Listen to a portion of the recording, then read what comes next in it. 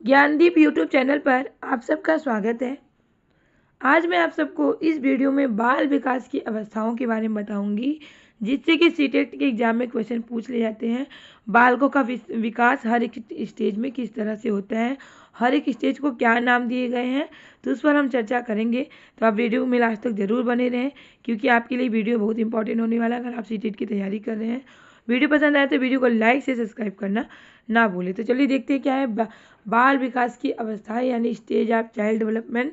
तो पहला स्टेज क्या है? प्रसव पूर्व, जिसे कि प्री नेटल स्टेज कहा जाता है। प्रसव पूर्व मतलब बच्चा जब गर्भाधान में रहता है, गर्भाधान में बच्चा का जो स्टेज होता है वही क्या होता है? प्रसव पूर्व स्टेज कहा जाता है, प्री नेटल स्टेज। तो हर एक स्टेज का समय भी आपको पता होना चाहिए। इसका समय 9 महीने होता है, तो सबको पता है, लेकिन कभी कभी दिन भी पूछ लेता है। तो दिन कितना होता है? 280 दिन होता है। यह अवस्था जो होता है माता के गर्भाधान से शुरू होता है। तो गर्भाधान का जो समय होता है वही क्या कहलाता है? प्री नेटल स्टेज कहलाता है, और ये 280 दिन का होता है, यानी 9 महीने। दूसरा है आपका शैशवावस्था, जिसे कि इन्फेंसी स्टेज कहा जाता है। तो इसका समय जो है जन्म से 2 वर्ष। तो कभी कभी आपको अलग अलग बुक में इसका समय अलग दिया जाता है, तो लेकिन सही क्या है? सीटेट के एग्जाम में एनसीईआरटी के हिसाब से देखा जाए तो शैशवावस्था का जो समय होता है जन्म से 2 वर्ष का समय ही शैशवावस्था का समय होता है, यानी इन्फेंसी स्टेज कहा जाता है। इस अवस्था में क्या होता है कि शिशु पूर्ण रूप से अपने माता पिता पर निर्भर रहता है। जो भी कुछ करेंगे उसके माता पिता करेंगे, और पूरी तरह से अपने माँ पिता पे निर्भर रहता है। माँ उसको खिलाएगी तो खाएगा, कपड़े पहनाएगी तो पहनेगा, सुलाएगी, जो भी रहेगा उस पूरी तरह से माता पिता पर निर्भर रहता है। तो उसका जो व्यवहार होता है मूल प्रवृत्तियों पर आधारित रहता है। मतलब कि जब उसको भूख लगती है तो रोने लगता है, जब उसको आनंद मिलता है तो हंसने लगता है। तो उसका जो व्यवहार होता है मूल प्रवृत्तियों पर आधारित होती है। और इस स्टेज में क्या होता है? बच्चे का तेजी से शारीरिक यानी फिजिकली, मानसिक और अधिगम की अवस्था होता है। मतलब इस स्टेज में बच्चे का तेजी से शारीरिक विकास होता है, मानसिक विकास होता है, और ये अधिगम की अवस्था भी होती है। कौन सी अवस्था? शैशवावस्था यानी इन्फेंसी स्टेज। और इस अवस्था में क्या होता है? नैतिकता यानी मोरलिटी का अभाव होता है। मतलब इस स्टेज में क्या होता है? बच्चे को अच्छे बुरे का ज्ञान नहीं होता कि वो अच्छा कर रहा है या कि बुरा कर रहा है। इसलिए इस स्टेज में नैतिकता का अभाव माना जाता है। और प्राथमिक प्राथमिक समाजीकरण यानी प्राइमरी सोशलाइजेशन की प्रक्रिया इसी अवस्था में होती है। पहला बच्चे का पहला समाजीकरण कहाँ से होता है? उसके परिवार से होता है। परिवार से ही सबसे पहले वो अपने परिवारों के बीच में रहता है, सीखता है, जानता है। तो प्राथमिक समाजीकरण की प्रक्रिया सबसे पहले इसी अवस्था में होती है, और कहाँ से होती है? उसके परिवार से होती है। तीसरा स्टेज जो है वो पूर्व बाल्यावस्था है, जिसे अर्ली चाइल्डहुड स्टेज कहा जाता है। तो पूर्व बाल्यावस्था क्या है? अर्ली चाइल्डहुड स्टेज ही पूर्व बाल्यावस्था है। और इसका समय क्या है? 206 वर्ष। तो समय आपको पता होना चाहिए, क्योंकि एग्जाम में क्वेश्चन पूछ लिया जाता है कि पूर्व बाल्यावस्था यानी अर्ली चाइल्डहुड स्टेज कब से कब तक माना जाता है? तो 2 से 6 वर्ष। इस अवस्था में क्या होती है? जिज्ञासा ज़्यादा होती है। मतलब बच्चा हर चीज़ उसको जानने की इच्छा होती है, क्वेश्चन करता है, आपसे इतने सारे क्वेश्चन पूछेगा कि आप मतलब कभी कभी हम सब परेशान हो जाते हैं। उसका क्वेश्चन का पिटारा जो रहता है हमेशा खुला रहता है, ज़्यादातर क्वेश्चन पूछता है इस स्टेज में बच्चे। वह हर एक टॉपिक पे कोई क्वेश्चन ज़रूर करता है, कैसे कैसे हुआ, ये क्यों हुआ, कैसे हुआ। तो क्वेश्चन करने की इस स्टेज में बच्चा ज़्यादातर क्वेश्चन करता है। उसकी जिज्ञासा ज़्यादा, हर एक चीज़ को जानने की जिज्ञासा उसमें ज़्यादा होती है। यह अवस्था जो होती है ट्वाई एज होती है। तो क्वेश्चन पूछ लेता है कि कौन सा स्टेज ट्वाई एज होता है? तो पूर्व बाल्यावस्था जो होता है पूरे।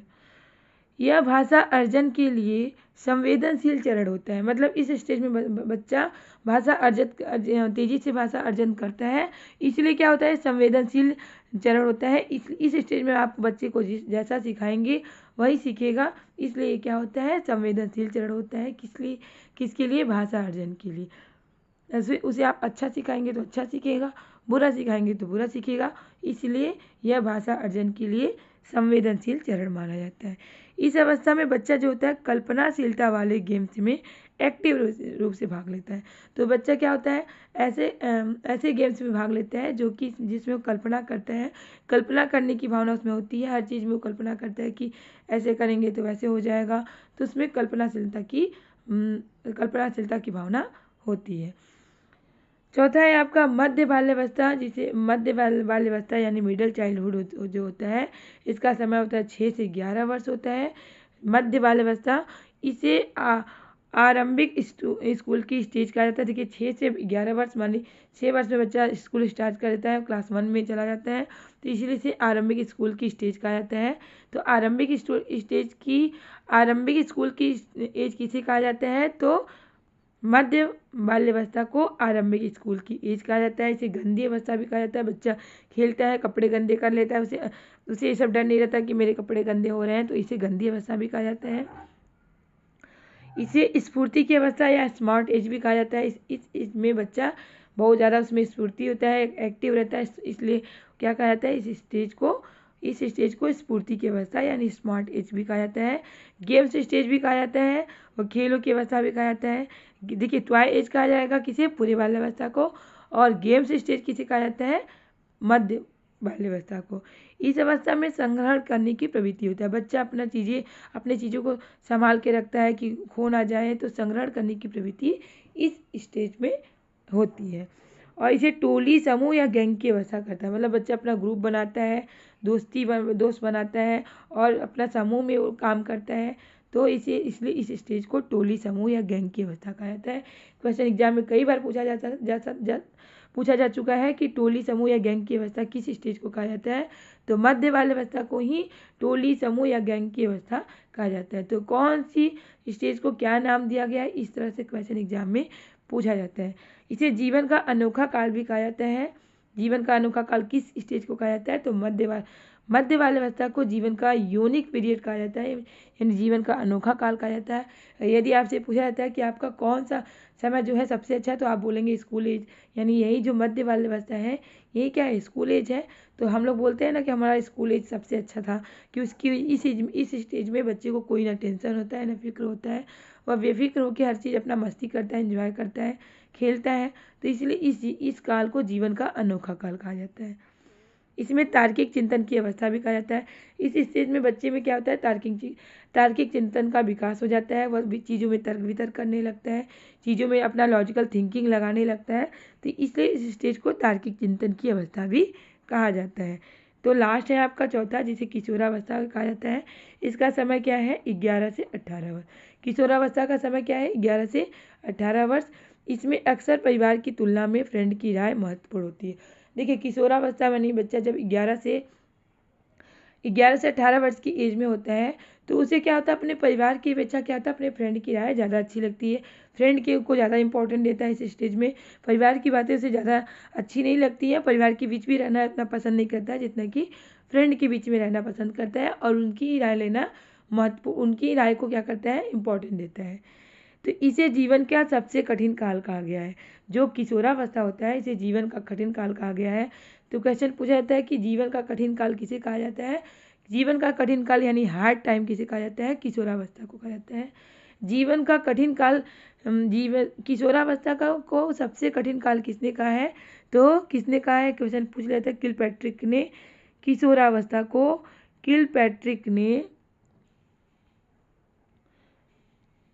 क्वेश्चन पूछ लिया गया एग्जाम में कई बार, इसे आप लोग नोट कर लीजिएगा। किलपैट्रिक ने किशोरावस्था को जीवन का सबसे कठिन काल कहा गया है। क्वेश्चन कई बार रिपीट किया जा चुका है। सी टेट, यूपी टेट, इस तरह के टेट के एग्जाम में इस तरह के क्वेश्चन पूछे जा चुके हैं, तो इसे आप लोग नोट कर लीजिएगा। और इसे संघर्ष यानी स्ट्रगल, तनाव, आंधी तूफान और उलझन की अवस्था कहा गया है। किशोरावस्था को तनाव एवं तूफान की अवस्था कहा गया है। किशोरावस्था को तनाव एवं तूफान की अवस्था किसने कहा है, तो स्टेनली हॉल ने किशोरावस्था को तनाव एवं तूफान की अवस्था कहा है। ये भी क्वेश्चन कई बार रिपीट किया जा चुका है, तो इसे आप लोग नोट कर लीजिएगा, क्योंकि एग्जाम में क्वेश्चन इस तरह से पूछे जाते हैं कि किशोरावस्था को तनाव एवं तूफान की अवस्था किसने कहा है, तो किशोरावस्था को तनाव एवं तूफान की अवस्था स्टेनली हॉल ने कहा है। क्योंकि इस स्टेज में बच्चा क्या होता है, तनाव में रहता है, उसे समझ में नहीं आता कि क्या उसके लिए सही है क्या गलत है। वो अपने जीवन में अपने कैरियर के प्रति क्या इस समय उलझन में रहता है कि क्या करना चाहिए, उसे क्या लेना चाहिए, कि संघर्ष और में चलता रहता है, तनाव में रहता है, तनाव एवं तूफान की अवस्था, क्योंकि इस स्टेज में उसके हार्मोन चेंज होते हैं। तो उसमें क्या होता है, एक तरह से चेंजेज आता है और इसलिए इस स्टेज को तनाव एवं तूफान की अवस्था कहा जाता है। इसमें विषम लिंगी आकर्षण होता है। विषम लिंगी आकर्षण मतलब मेल जो होता है वो फीमेल की तरफ आकर्षित होता है और फीमेल जो होते हैं मेल की तरफ आकर्षित होता है, इसलिए इसे क्या कहते हैं, विषम लिंगी आकर्षण होता है किस स्टेज में, किशोरावस्था में। इस अवस्था को स्वर्ण काल यानी गोल्डन एज भी कहा जाता है। ये भी क्वेश्चन पूछा जाता है। ये सारे ही पॉइंट इंपॉर्टेंट है, इसे आप लोग नोट कर लीजिएगा। क्वेश्चन इसी तरह से घुमा फिरा के पूछे जाते हैं कि किस स्टेज को स्वर्ण काल यानी गोल्डन एज कहा जाता है, तो किशोरावस्था को स्वर्ण काल यानी गोल्डन एज कहा जाता है। इस अवस्था में बच्चे क्या होते हैं, अमूर्त चिंतन यानी अब्स्ट्रैक्ट थिंकिंग करते हैं। मूर्त चिंतन जो होता है, मूर्त चिंतन का विकास जो होता है मध्य वाली अवस्था में होता है, लेकिन अमूर्त चिंतन का विकास किस स्टेज में होता है, किशोरावस्था।